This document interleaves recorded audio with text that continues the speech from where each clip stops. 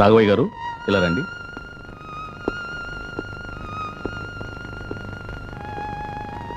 చూడండి, జరిగిన ప్రమాదంలో షాక్ వల్ల అమ్మాయికి మాట పోయింది. ఎక్కడ లక్ష్మి, ఎక్కడ కప్పు?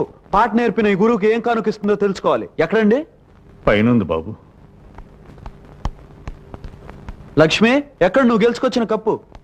ఆహా, అద్దిరింది లక్ష్మి.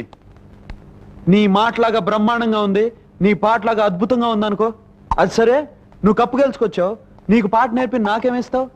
మాట్లాడు లక్ష్మి. తను మాట్లాడలేదు రంగా.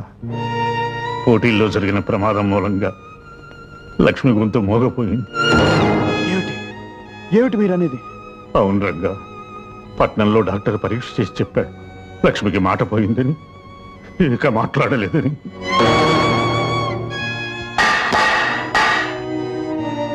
ఏమిటి? లక్ష్మికి మాట పోయిందా? మా లక్ష్మికి మాట్లాడలేదా?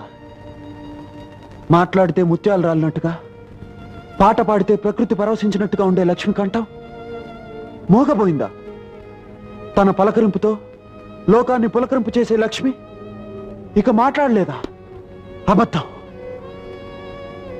అబద్ధం. లక్ష్మి మాట్లాడగలదు. లక్ష్మి, నువ్వు మాట్లాడగలవు కదూ?